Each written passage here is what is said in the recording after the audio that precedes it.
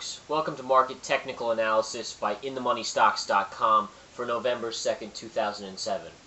Well, it's the day after a dramatic fall. And yesterday in the video we talked about some key notes to watch for today. And we're going to go over those notes quickly and get right into the analysis today. And what I first want to touch on, which is probably the most important thing said yesterday, was yes, we saw a breakdown in the markets yesterday, but just like the previous day on the breakup, we said we need confirmation the following day. Okay?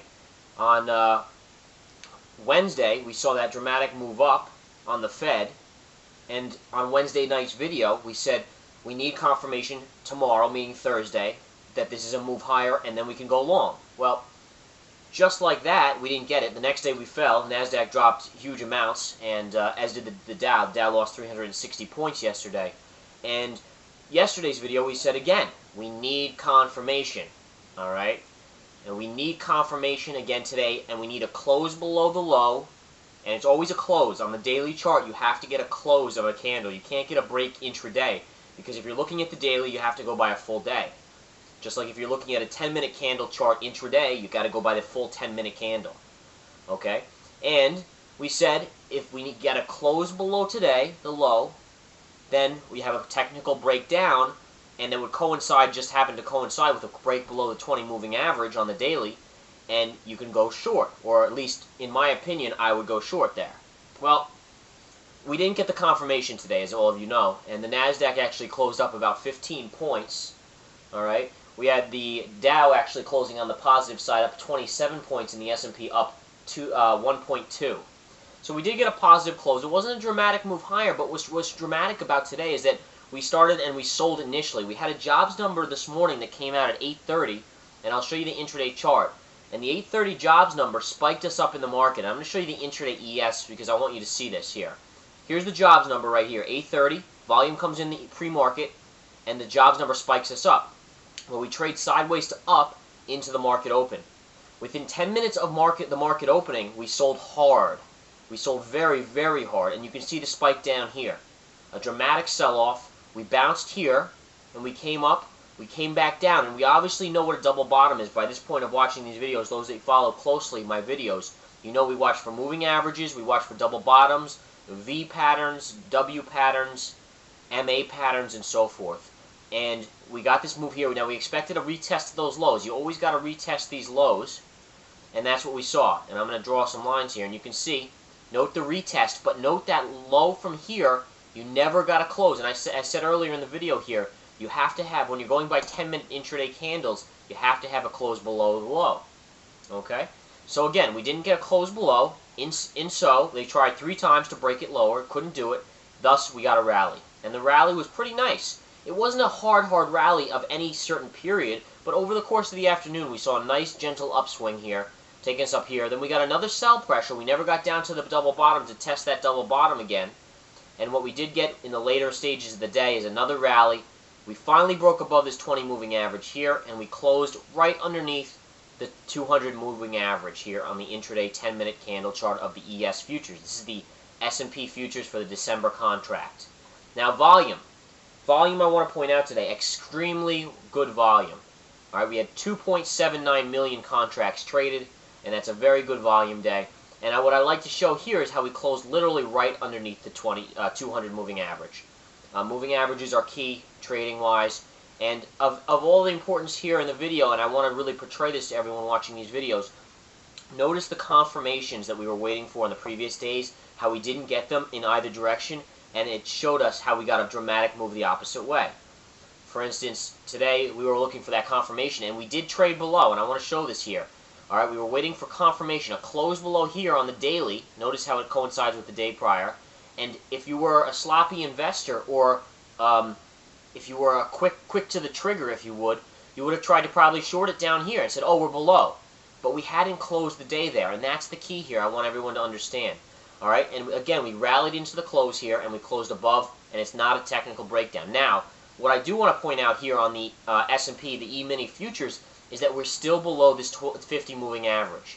Yesterday we closed below it. Today we didn't get it back above it. We tested it at the highs here, and you can see this brown line here. We tested it with the tip of that candle at the highs, but we closed below. So on a technical setting, we're not in a breakdown yet, but we also have a lot of resistance. We're in a very tight channel now between the breakdown point here and the 50 moving average. So it doesn't leave much room. We're going to go one way or the other very soon. And as soon as we know that, should we get back above this 50, then we can start looking for a retest of the 20 moving average here. And vice versa. And if we get below, close below here, then I'm looking for us to the next spot would be a close below this point, which also coincides in this general area right here. So all this point over here, and should we get below that, then we're going down to the lows here on the market. Okay, so it's just about looking at the market, seeing what coincides, what support and resistance there are, and then analyzing it appropriately. Look at the volume the last 2 days, guys. Great volume. Yesterday we had a big volume. Today we even did more volume. And for a Friday, that's very good. Very, very good for a Friday volume candle. Okay. Now what I also want to point out is we still have a new trend line forming here. So not only do we have the 20 moving average, should we get back above this 50 moving average on the daily here, and this is the daily chart again of the ES futures, but then we have a next resistance would be the 20. Should we get through that, we have a new resistance point forming here. 1, 2, 3 hits of this new trend line forming on the upside. So there would be upside potential, but it's limited up until we get through these points. We get through this line here, and then it's off to the races.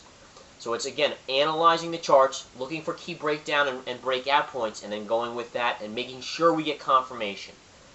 Let's look at the NASDAQ. Okay? Now the NASDAQ's, the daily chart's very interesting. And again, we see the 20 moving average here. You have basically we touched that yesterday. Today we broke through it, but because we didn't close below it, it's not a technical, I'm not looking at it as a breakdown pattern, or we didn't technically go lower. And again, they rallied us, we closed up actually positive on the day, 15 points, 15 and a half points, and now we're still in a range. Now, what's interesting here is I'm still considering this point in play. Now, it looked like we had broken out the previous day of this double top, but because we gapped lower and actually gapped below that, I'm still calling this double top in play. And again, this was the confirmation. We had talked about confirmation, meaning a break of the high of this candle for confirmation of a new breakout to the upside. We did not get that. Okay? And again, we spiked down yesterday. We wanted confirmation, meaning a close below the low from yesterday. We did not get that. So we're still in a channel here, and I'm going to draw this line here, and I want to show you guys. Okay? Look at this little triangle here. All right? Now, it's going to go one way or the other very soon. Very, very soon. And once we break below this part here, next is the 20 moving average. We have to close below that 20 moving average. Should we close below that 20 moving average, look at the next line that's going to coincide. You have the bottom of this line, this candle, coinciding with the 50 moving average right here. So that's the next line of defense, should we get a move below the 20 moving average. Alright, after that, then we can start talking about this point being another point, or you also have other trends right here to look at. You have multiple points. You know, you can even see that this line here is coinciding now, but if we don't break below for a while, this 50 moving average will move up and probably coincide with this next pink line, which will be resistance at that point. So it will continue to update as we go. There's multiple points here that we have to be looked at each day as the market changes, because all these lines is from technical analysis. This all changes each day. Okay, intraday, again, the NASDAQ, very weird day, and this coincided here with the ES minis as well. You saw the gap up, the immediate sell, the bounce up, the double bottom, the bounce up. Now you got a W pattern here, V pattern, boom, moving up. Now we didn't close on the 200 like we did on the ES, but we still closed very nicely on the NASDAQ, not too far off the highs of the day. Stochastics towards the end of the day were very toppy here. It maybe had a push up if we were open a little while longer to this point, but not much more. Alright? Other than that, that's pretty much all I want to go over. I just want to continue to accentuate. We got filled on two new swing trades today, 2 great trades, and I encourage everyone to get on board with the swing trade alerts. In addition, the chat room. We go over all this stuff in the chat room all day long.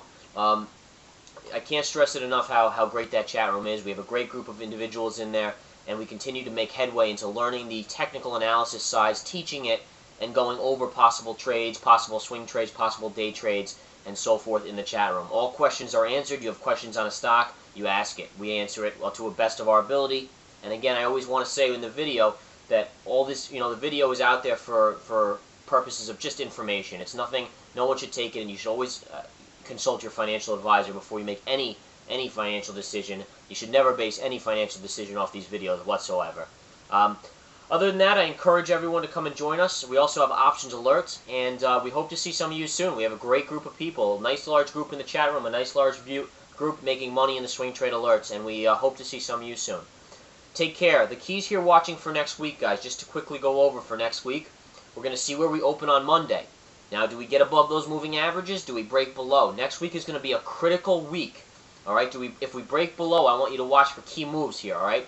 Baidu, monster move today, up $23, trading now at 409. All right, key to watch this stock, all right? This is what's become a leading indicator for the NASDAQ now, along with Google. Google and Baidu, both major players here. Next week, I believe Alibaba debuts. That's a huge Chinese IPO. That could give a little fuel to these plays here. All right, so a lot to watch for next week. We're going to go over it in the free Sunday night chat. We'll also go over it Monday morning in the chat room before the market gets started. Have a wonderful day, guys. Have a great weekend, and we'll talk to you Monday.